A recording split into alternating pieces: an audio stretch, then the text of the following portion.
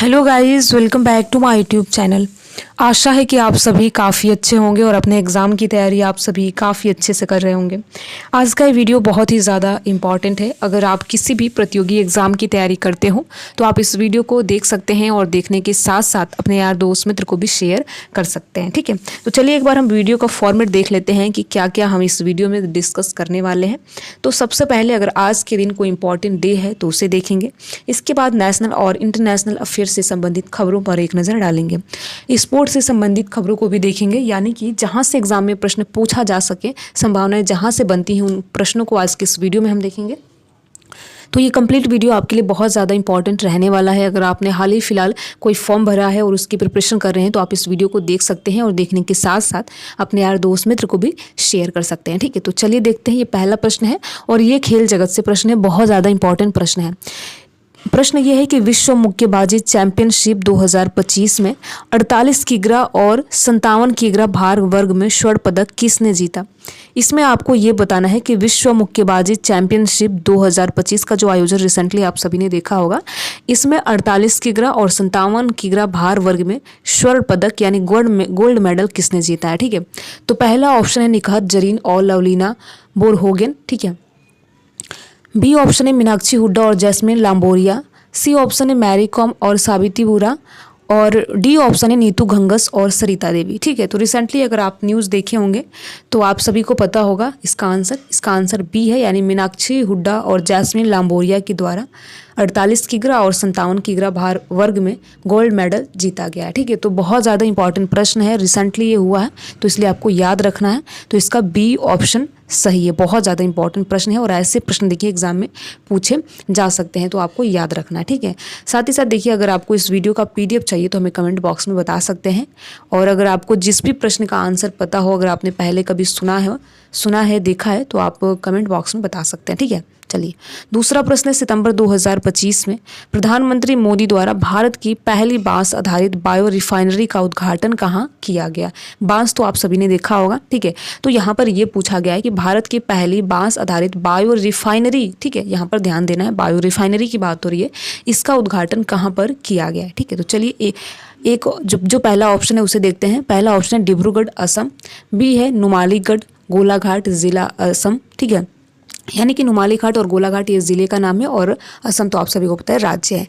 C option है गुवाहाटी असम और D है सिलचर असम। यानी कि ये चारों ऑप्शन में आप असम देख रहे हैं, बस आपको जो ज़िला है उसका नाम याद रखना है क्योंकि आप चारों ऑप्शन में असम का नाम देख रहे हैं। ठीक है, देखिए पहली बांस आधारित बायो रिफाइनरी का उद्घाटन नुमालीगढ़ गोलाघाट ज़िले में जो कि असम में पड़ता है वहाँ पर आयोजित किया गया है। तो ये बहुत ज़्यादा इंपॉर्टेंट प्रश्न है, आपको याद रखना है, बी ऑप्शन सही है। ठीक है, और ऐसे प्रश्न देखिए एग्जाम में पूछ लिए जाते हैं तो आपको याद रखना है। अगला प्रश्न है और बहुत ज़्यादा इंपॉर्टेंट प्रश्न है, सत्यमंगलम टाइगर रिजर्व किस राज्य में स्थित है। मुझे उम्मीद है कि आप में से बहुत ऐसे कैंडिडेट होंगे जिनको इसका उत्तर पता होगा, तो अगर आपको पता है तो कमेंट बॉक्स में ज़रूर बताएं।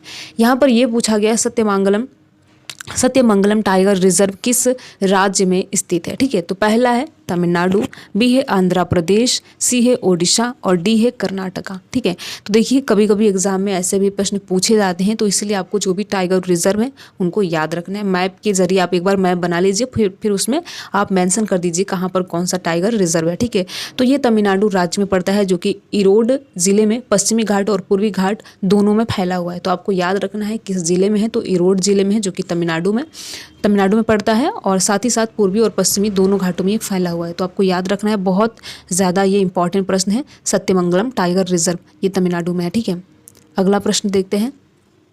हनुक्का त्यौहार किस धर्म से जुड़ा हुआ है।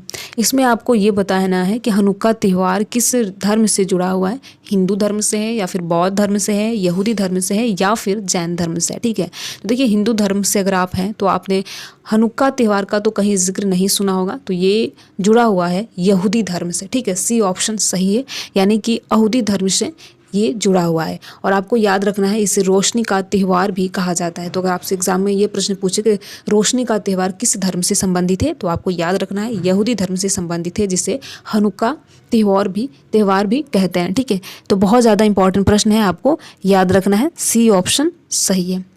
अगला प्रश्न देखते हैं।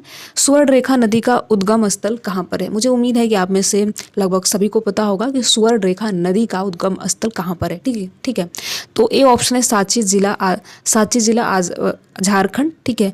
बी है यहाँ पर बी ऑप्शन है सिमलीपाल पहाड़िया उड़ीसा, और डी है अमरकंटक क्षेत्र मध्य प्रदेश, और इसमें से डी ऑप्शन है इसमें से कोई नहीं, ठीक है। तो अगर आपको इसका आंसर पता हो तो कमेंट बॉक्स में जरूर बताएं।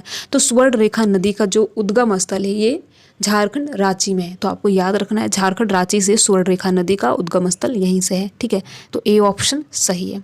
अगला प्रश्न देखते हैं, दुनिया की पहली बाजार आधारित योजना का नाम क्या है जिसे विशेष रूप से करणीय वायु प्रदूषण को नियंत्रित करने के लिए डिज़ाइन किया गया है। इसमें आपको ये बताना है कि दुनिया की पहली बाजार आधारित योजना का क्या नाम है, ठीक है। यहाँ पर योजना पूछा गया है कि उस योजना का आपको नाम बताना है जिसे विशेष रूप से करणीय वायु प्रदूषण को नियंत्रित करने के लिए बनाया गया है या फिर डिज़ाइन किया गया है, ठीक है। तो ये प्रश्न देखिए बहुत ज़्यादा इंपॉर्टेंट है और ऐसे प्रश्न एग्जाम में पूछ लिए जाते हैं, तो आपको याद रखना है, ठीक है।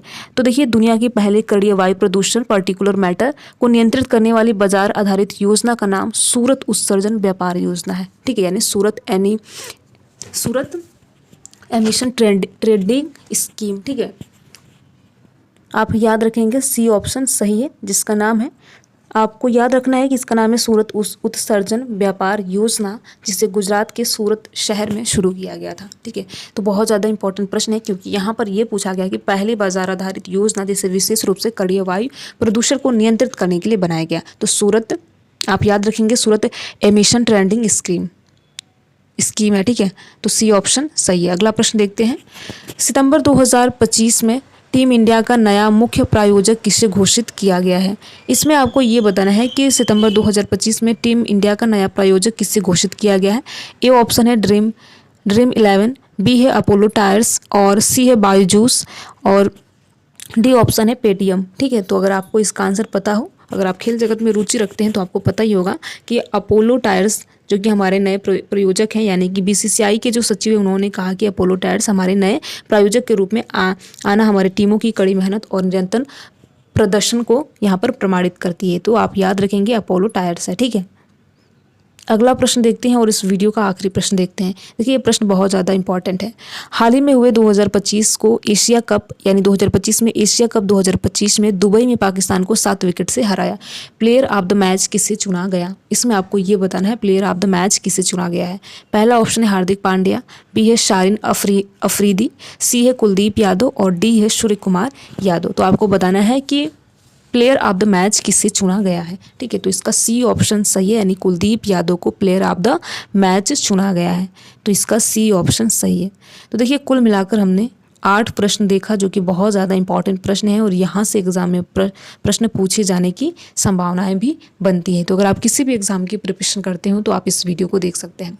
वीडियो कैसा लगा ज़रूर बताएं। अगर आप वीडियो में किसी प्रकार का सुधार चाहते हैं तो कमेंट बॉक्स में सुझाव के तौर पर भी हमें बता सकते हैं। वीडियो में लास्ट तक बने रहने के लिए आप सभी का बहुत बहुत धन्यवाद। अगर आपको ये वीडियो अच्छा लगा हो तो वीडियो को आप लाइक कर सकते हैं और लाइक करने के साथ साथ अपने यार दोस्त मित्र को भी शेयर कर सकते हैं। Thank you.